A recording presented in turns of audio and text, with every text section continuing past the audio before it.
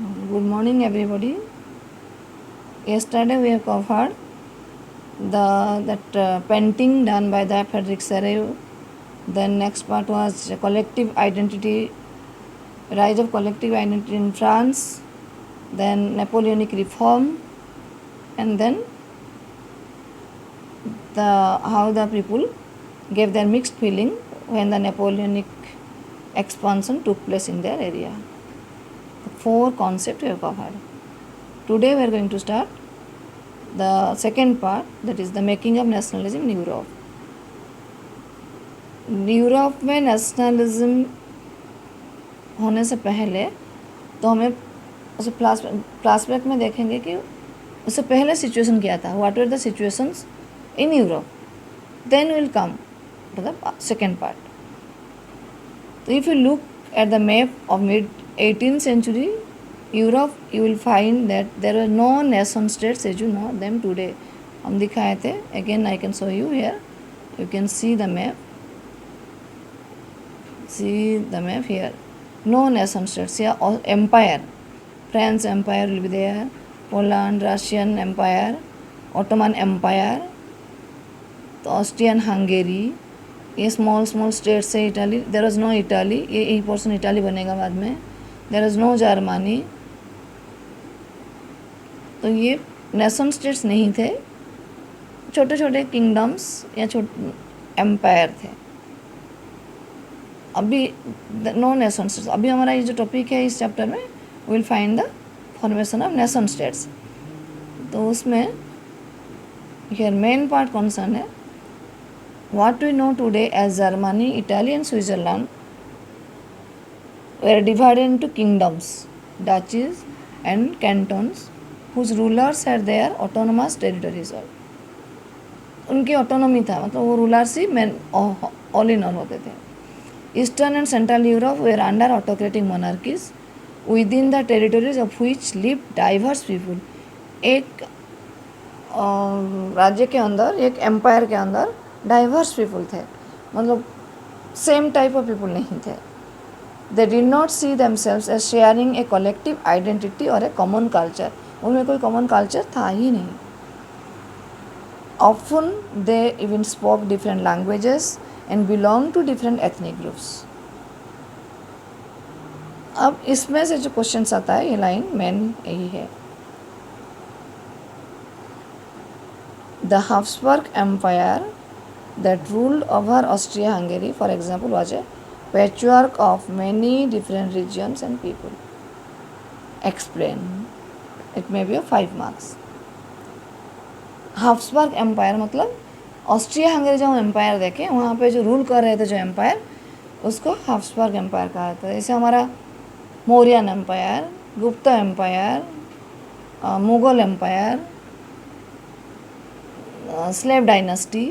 तो ऐसे ही Habsburg empire was that rule over Austria-Hungary was a patchwork of many different regions and peoples. ये example पे तौर पे दिखाया है कि उस समय में कैसे नेशन स्टेट नहीं थे, डिफरेंट डाइवर्स पीपुल थे. तो यहाँ पे आपको डाइवर्स पीपुल का एग्जाम्पल देके समझाना है. तो answer followed here.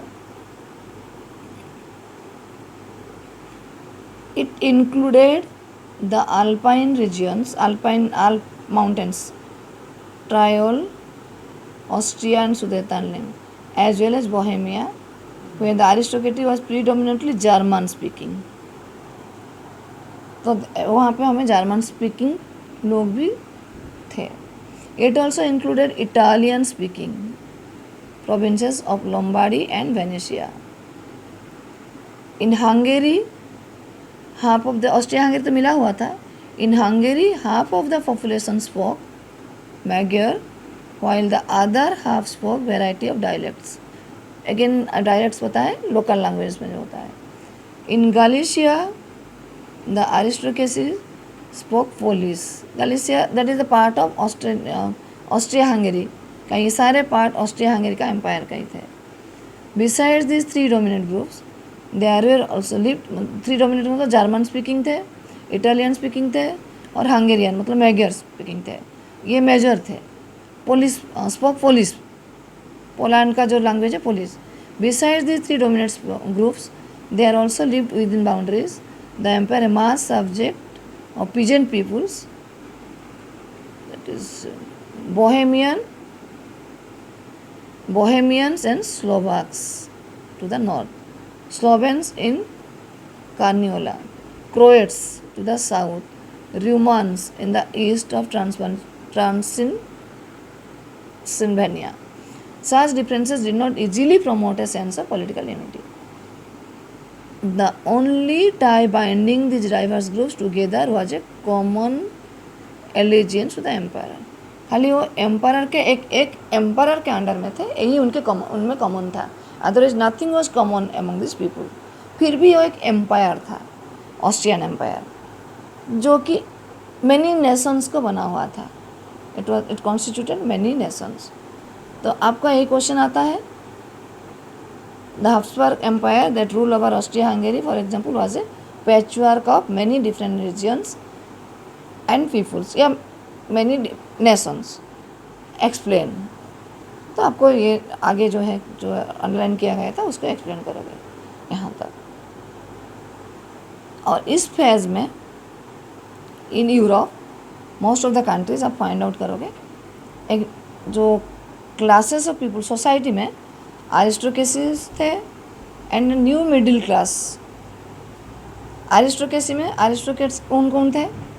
Socially and politically A landed aristocracy was the dominant class on the continent.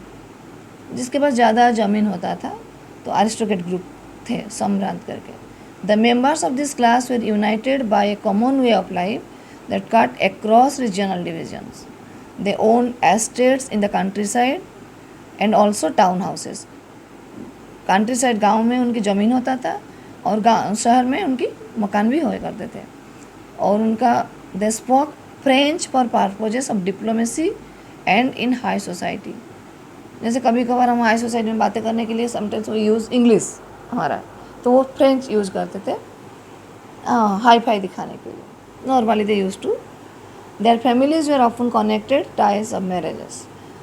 लेकिन this powerful aristocracy was, however, numerically a small group. लेकिन अरिस्टोक्रेट ज़्यादा नहीं थे, तो सोसाइटी में एक ग्रुप था aristocracy. The majority of the population was made up of peasantry. ज़्यादा थे peasants.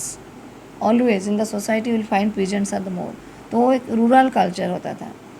To the west, the bulk of the land was farmed by tenants and small owners, जो ज़मीन में रेंट लेके उन दूसरों के ज़मीन में खेती करेंगे. और यह स्मॉल ओनर्स छोटे कम ज़मीन का मालिक होते थे. While in eastern and central Europe the pattern of land holding was characterised by vast estates which were cultivated by serfs. बड़ा बड़ा एरिया एस्टेट्स होते थे. और सर्फ बताए थे ना, जो किसानों के लोएस्ट ग्रुप होते थे, जिसको कभी कभी शायद पैसा भी देते मिलता नहीं मिलता, बट वो जमीन के साथ बंधे हुए होते थे, वो सार्फ्स कल्टीवेट किया करते थे था. लेकिन in western and parts of central Europe the growth of industrial production and trade mean growth of towns and the emergence of commercial classes whose existence was based on production for the market. तो industrialisation होने के साथ साथ, industrialisation पहले England में ही हुआ. Industrialisation begin in England in the second half of the 18th century 1750 के बाद. But in France and parts of German states it occurred only during the 19th century. तो इंडस्ट्रियलाइजेशन होने में न्यू वर्किंग क्लास राइज हुए. In its way a new social group came into being working class population. Industrialist होंगे and उसके साथ होंगे working class and middle class जो होंगे इंक्लूड होंगे. क्वेश्चंस 1 मार्क में आ सकता है. Middle class made up of industrialist, businessman, professionals. तो इस समय में मिडिल क्लास में ये ग्रुप्स आए हैं. In central and eastern Europe this groups were smaller in number till late 19th century. It was among the educated liberal middle class. यहाँ जो It was among the educated liberal middle classes that ideas of national unity following the abolition of aristocratic privilege gained popularity. तो जो nation states का building करने के लिए try करेंगे, it was among the educated liberal middle class. ना यहीं से आया liberal middle classes, those who are having liberal ideas. हम कहते हैं ना conservative ideas, liberal ideas. Liberal means जो are those who can accept the change easily. Conservative जो सोसाइटी में they can not accept the change easily और अपने पुराने ट्रेडिशंस को बचाए रखना चाहेंगे, कंजर्वेटिव्स. तो liberal middle classes that ideas of national unity following the abolition of aristocratic privileges gain popularity. अब एक लिबरल फीलिंग आया या liberalism, mainly rise of liberalism. Then comes यहाँ पे what did liberal nationalism stand for. Ideas of national unity in early 19th century Europe were closely allied to the ideology of liberalism. The term liberalism derives from the Latin root liber meaning free. एक में one mark questions आ सकता है. For new middle classes, as we had seen there, liberalism stood for freedom of individual. ये questions आता है. What is the meaning of liberalism? Freedom for the individual and equality for all before law. Politically, it emphasizes the concept of government by consent. मतलब जैसे हम आजकल voting करके जो कर रहे हैं. Since the French Revolution, liberalism had stood for the end of autocracy and clerical privileges. जो लिबरल आइडिया फ्रेंच रिवोल्यूशन हुआ, ऑटोक्रेसी का एंड करने के लिए वो किए थे. और जो प्रिविलेज ग्रुप थे, first estate and second estate, उसको एंड करने का जो था. And a constitution and a representative governments through parliament. It was till then.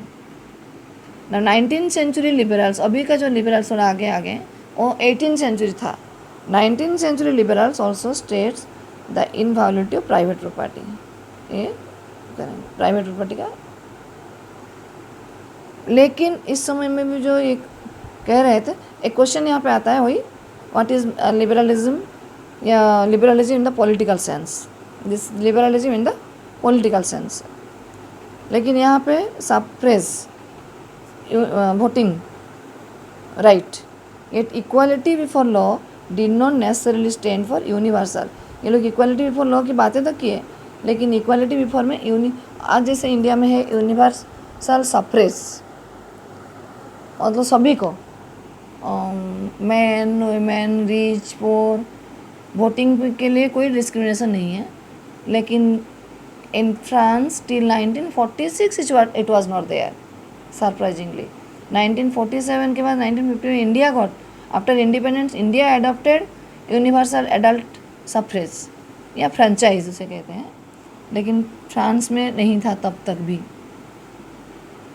लेकिन गवर्नमेंट कॉन्सेंट में बनेगा, रिप्रेजेंटेटिव रूल होगा, ये था. लेकिन वोटिंग राइट सबको नहीं मिला था. You will recall that the in revolutionary France, which marked the first political experiments in liberal democracy, the right to vote and to get elected was granted exclusively to property owning men.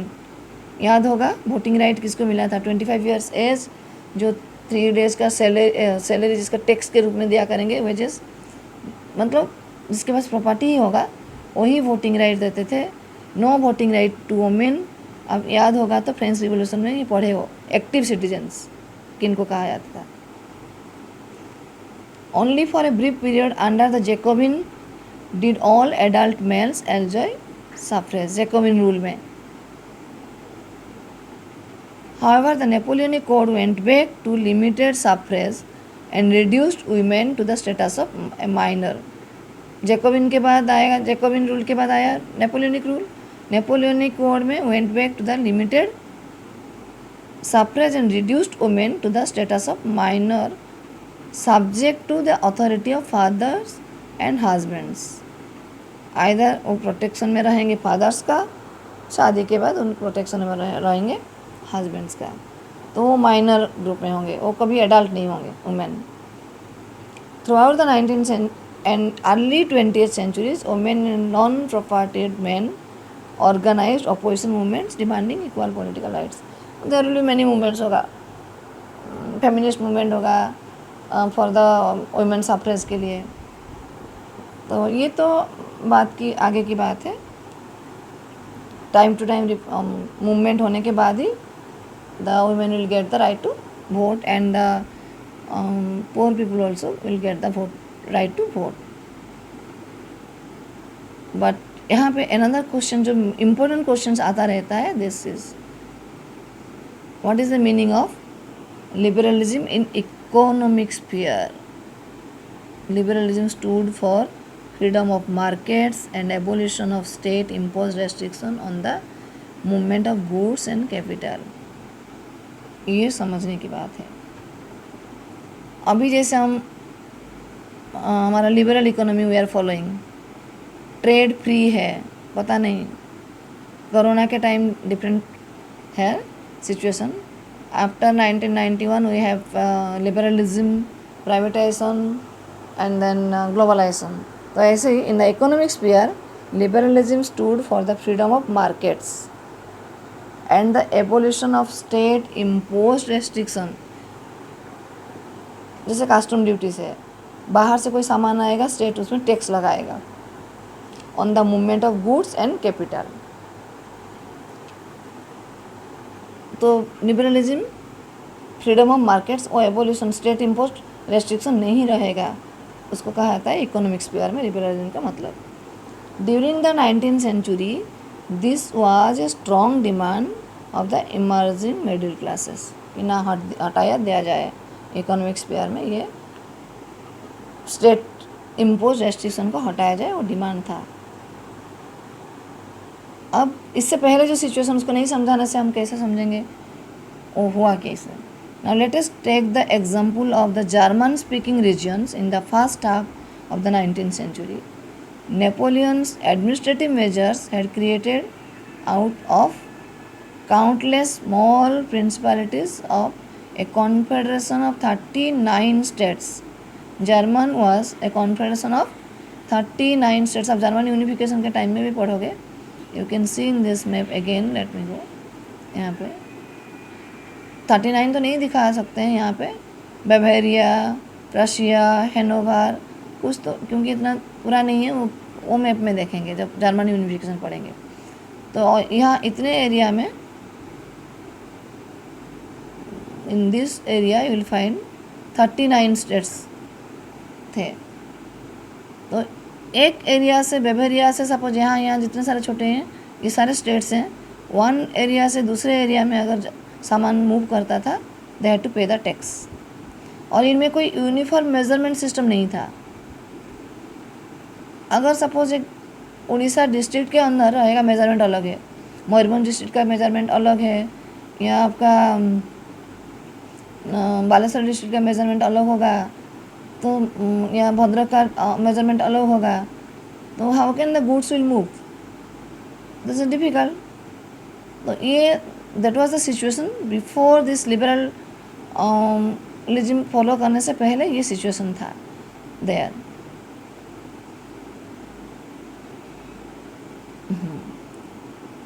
Napoleon's administrative measures created out of, उसमें थे 39 states, each of this possess its own currency. अब मयूरभंज में एक currency होता है, बालेश्वर में एक currency होता है, can you imagine the situation. Each of this possess its own currency and weights and measures. मुश्किल है, कैसे मेजरमेंट करेंगे।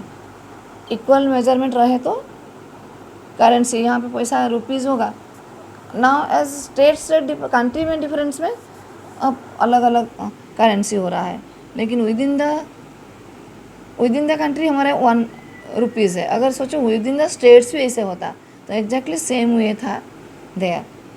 Each of this project its own currency and weights and measures. A merchant travelling in 1833 में from Hamburg to Nuremberg to sell his goods would have had to pass through 11 custom barriers. 11 जगह में हर custom barriers उसको custom duties pay करके जाना पड़ता था, and pay a custom duty of about 5% at each one of them. हर जगह में 5% देते जाएगा. The duties were often levied according to the weight and measurement of the goods. अब वेट के हिसाब से देना पड़ेगा कितना है, लेकिन मेजरमेंट, अब मेजरमेंट सिस्टम अलग है तो कैसे क्या करेंगे बोलो, एक्सचेंज करेंगे. माइल्स, किलोमीटर, जैसे गुंठो जमीन का होता था, गुंठो, माणो, बीघा, तो जो एक्सचेंज वैल्यूज मैंने it is very difficult to exchange. As each region had its own system of weights and measures, this involve time consuming calculation. हिसाब करो 1 माइल कितने किलोमीटर होगा, या एक इसमें केजी है और उसमें कट्ठा, अगर क्या क्या सारे अलग अलग मेजरमेंट होगा तो उसको कैलकुलेशन करना मुश्किल हो जाएगा. द मेजर्स ऑफ, एग्जाम्पल यहाँ पे दिया है, the measures of cloth for example was elli, which in each region stood for different length. An elli of textile material brought in Frankfurt, place का नाम है in Germany, would get you 54.7 centimeters. नाम same है. In men's 55.1, नरमबर में 65.6 centimetre इन, और फ्रेवीबर्ग में 53.5 centimetre. Now calculate करो, कैसे कैलकुलेशन करोगे, is it not difficult.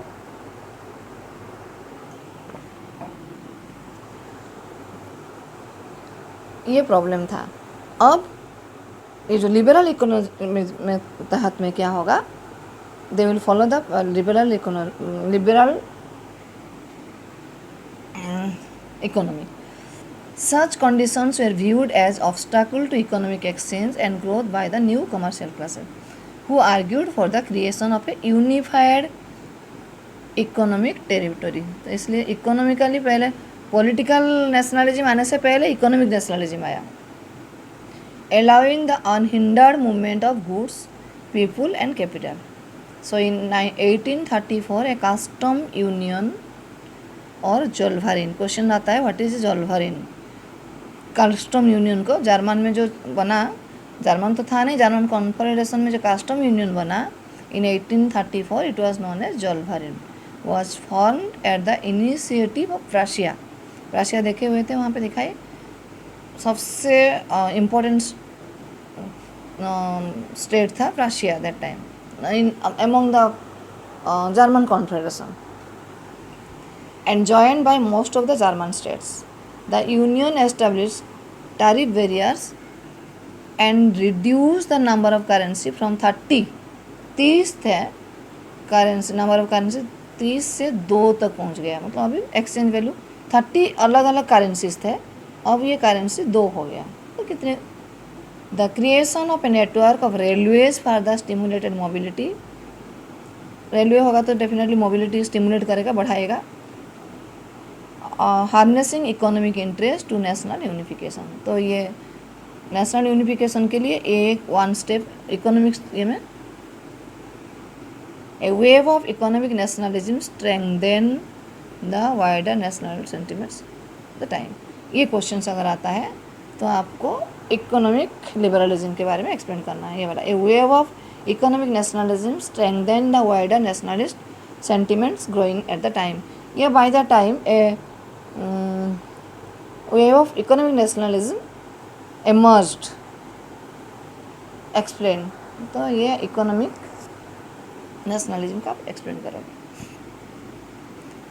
Then comes a new conservatism after 1815. 1815 में what happened, defeat of Napoleon Bonaparte in the Battle of Waterloo. So following the defeat of Napoleon in 1815, European governments were driven by a spirit of conservatism. अब liberalism के बदले आएगा conservatism, मतलब जो they will try to go back what was there beforehand. Napoleon आने से पहले जो था फिर से उसे रीएस्टेब्लिश करने के जाएंगे, क्योंकि नेपोलियन तब रहे नहीं.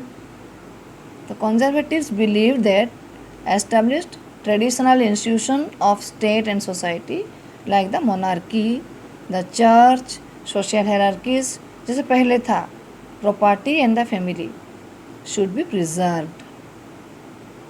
Most conservatives, however, did not propose a return to the society of pre-revolutionary days. वो ऐसा नहीं कि पूरा रिवोल्यूशन से पहले जो था वही करें, लेकिन ट्रेडिशन से उस पुराने जो था उसको ट्रेडिशनल इंस्टीट्यूशन को बनाए रखने के लिए ज़्यादा चाहते थे.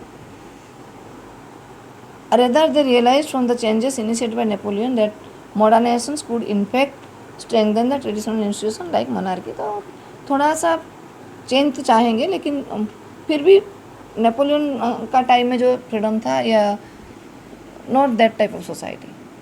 A modern, orderly and efficient bureaucracy, a dynamic economy, the evolution of feudalism and serfdom could strengthen the autocratic monarchies of Europe. इनको रखना चाहे, let it be. बट उनके जो मोनार्की मतलब मेन पार्ट है, they wanted again the country not the monarchical state चाहेंगे. Main part यहाँ पे जो आया ये क्वेश्चन के हिसाब से, in 1815 representatives of European powers Britain, Russia, Prussia and Austria who had collectively defeated Napoleon, ये चार कंट्री मिलके उनके कंट्रीब्यूशन था नेपोलियन को हराए थे, met at Vienna to draw up a settlement, इसे वियना कांग्रेस कहते हैं. The Congress was hosted by the Austrian Chancellor Duke Metternich. ये क्वेश्चन इसमें शॉर्ट क्वेश्चंस आते हैं. कौन कौन सा states which European powers had joined in the Vienna Congress? Britain, Russia, Prussia and Austria. And who hosted the Vienna Congress? Austrian Chancellor Duke Metternich. Austria में ही हुआ ना ये, Vienna in Austria. Drew up the Treaty of Vienna of 1815 with the EI. What was the objective? With the Treaty of Vienna, with the object of undoing most of the changes that had come about in Europe during the एक question आता है 1 mark में. What are the objectives of Vienna Congress? तो Vienna congress का objective क्या था? Undoing. अब undo करते हैं ना, do undo, undoing most of the changes that had come about in Europe during the Napoleonic war. Napoleonic war के time में जो जो चीज़ें चेंज हुए थे उसको अनडू करेंगे, उसको चेंज करके फिर जो पहले था वही एस्टेब्लिश करेंगे. तो ये जितने इसमें है टर्म्स एंड कंडीशंस, ये बहुत कम क्वेश्चन आता है, फिर भी आ सकते हैं. Describe the terms and conditions of treaty of Vienna आएगा तो 3 मार्क में भी 5 मार्क में आ सकता है. तो you need to remember this. The Bourbon dynasty, Bourbon dynasty France में था. हाब्सबर्ग एम्पायर कहाँ पे है? ऑस्ट्रियन हंगेरी में. ये क्वेश्चन पूछा जाता है कभी कभी. Bourbon dynasty which had been deposed during the French revolution was restored to power. फिर फ्रांस में नेपोलियन के बाद वही बार्बन डायनेस्टी का जो रहा हो गया उसको दे दिया गया. And France lost the territories annexed under Napoleon. Napoleon जो जो टेरिटरी जीता था वो लॉस्ट, जहाँ जहाँ से जीता था उसको वो दे देंगे. A series of states were set up on the boundaries of France to prevent the expansion of in future. France आगे एक्सपांड ना करे करके सीरीज ऑफ बाउंड्रीज उसको दे दिया गया, बना दिया गया प्रोटेक्ट करने के लिए. उसमें क्या किया था? किंगडम ऑफ नेदरलैंड्स बना, विच इंक्लूडेड बेल्जियम. तो बेल्जियम साथ में था. वह setup in the north Genoa, मतलब बेल्जियम और नेदरलैंड, अब बेल्जियम नहीं देख रहे हो वहाँ पे. was set up in the north and Genoa was added to Piedmont in the south. Piedmont Sardinia Italy के साइड में, साउथ में जेनोवा was added कर दिया गया. प्रासिया जो मेन जर्मन का था, प्रासिया was given the important of new territories on western side में, उसको कुछ दे दिया गया. ये सारे एक एक आपको डिफिकल्ट थोड़ा सा, लेकिन टर्म्स एंड कंडीशंस थोड़ा सा लिखना मैंने आपको आ सकता है. 5 मार्क्स में भी हो सकता है, 3 मार्क्स में भी. Prussia was given important new territories on it's western frontier, क्योंकि उसके वेस्टर्न फ्रंटियर फ्रांस के साथ मिला हुआ है. While Austria was given control in the northern Italy, Austria को नॉर्दर्न इटाली दे दिया गया. But the German confederation of 39 states that had been set up by Napoleon was left untouched. वो जैसे को तैसे रहा, उसमें कोई चेंज नहीं कराए. जो जर्मन में 39 कॉन्फेडरेशन था जो नेपोलियन कराए थे, उसमें कोई चेंज नहीं किया. In the east, Russia was given a part of Poland, while Prussia was given a portion of Saxony. ये पार्ट पोलैंड दे दिया गया. पोलैंड तो रशिया को तो फर्स्ट वर्ल्ड वॉर से पहले पोलैंड शायद ना हो, मतलब इतना छोटा वो तो वन साइड जर्मन में आ गया, वन साइड आ गया रशिया में. The main intention was to, यहाँ पे जो क्वेश्चन आता है, the main intention was to, जो वियना कांग्रेस का मेन इंटेंशन क्या था, was to restore monarchies that had been overthrown by Napoleon and create a new conservative order in Europe. ये इस क्वेश्चन का, इस पैराग्राफ में क्वेश्चन है. अब हिस्ट्री में देखोगे पूरा एक एक पैराग्राफ के साइड, इसलिए टेक्स्ट बुक हम लिए हैं. Conservative regimes was set up in 1815 where autocratic मतलब किंगशिप रहेंगे, मोनार्की का रीएस्टेब्लिश हो गया. They did not tolerate criticism and dissent, तो डेफिनेटली राजा तो सुनेंगे नहीं, कोई क्रिटिसिज्म नहीं सुनेंगे. sought to curb activities that question the legitimacy of the autocratic government. Most of them imposed censorship, laws to control what was said in newspapers, books, plays, and songs, and reflected the ideas of liberty and freedom associated with French Revolution. यहाँ पे cartoon देखो, उनको मुंह में लगा हुआ है, दे can not speak, censorship है. अब ये है club of thinkers, cartoon caricature किया गया है. द मेमोरी दिया गया है. The memory of the French revolution नॉनलेस continue to inspire liberals. चलो नेक्स्ट आता है आपको द रिवोल्यूशनरीज. अब रिवोल्यूशनरीज एमर्ज्ड हुए हैं, क्योंकि ये सिचुएशन तो नहीं रहेगा. Among them some revolutionary ideas लेके आए टू चेंज, नेशन स्टेट बनाएंगे, चेंज करेंगे. उनमें माजिनी was one of them.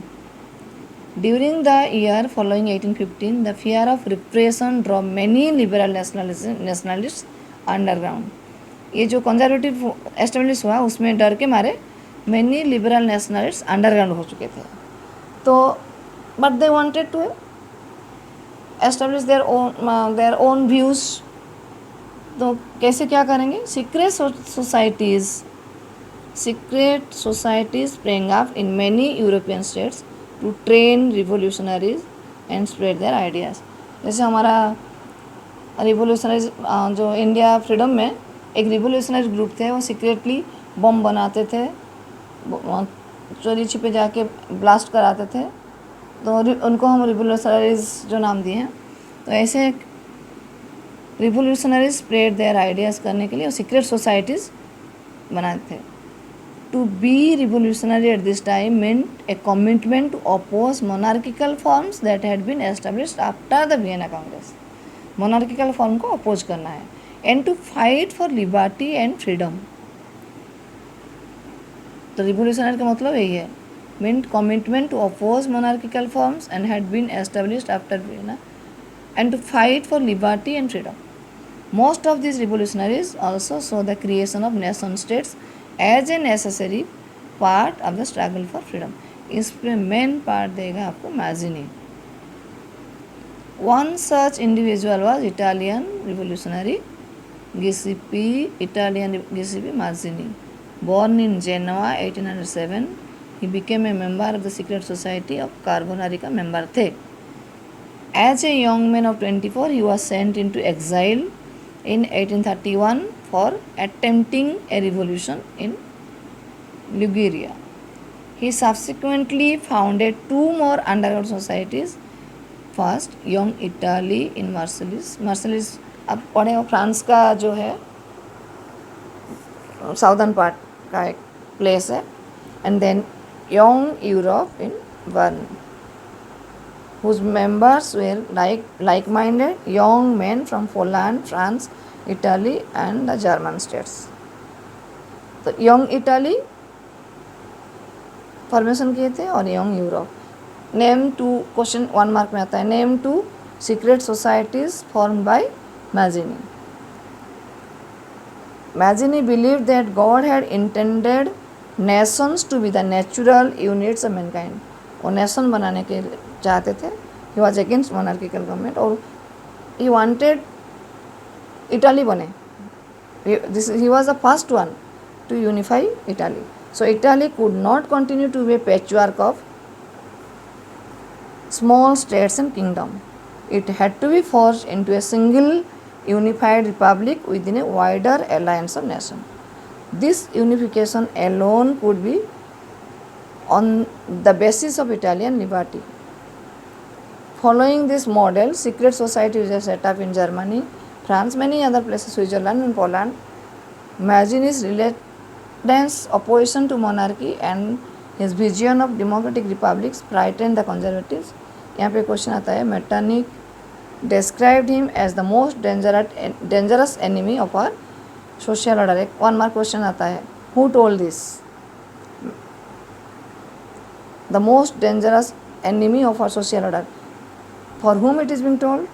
It is being told for Mazzini. Who told? Metternich, Austria Hungary का चांसलर जो है, he told it. आप Italy bye the time will see, वो चाहते होंगे ये इटाली का यूनिफाइड हो जाए. इटाली तो था ही नहीं. We have seen the map, you can see here.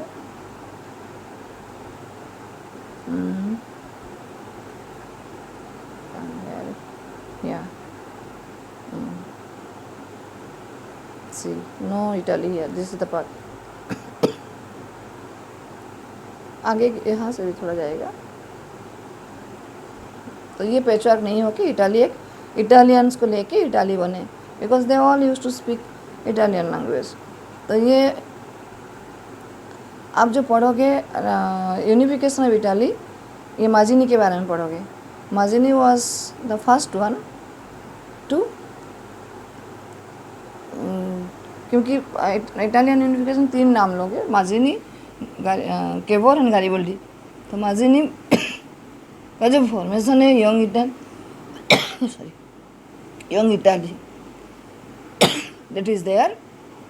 आप पढ़ोगे ये role of Mazzini, again you will find there. तो रिवोल्यूशनरीज में ये आएगा question. Okay, for today this much. Again next will start third part, the age of revolutions 1830 to 1844.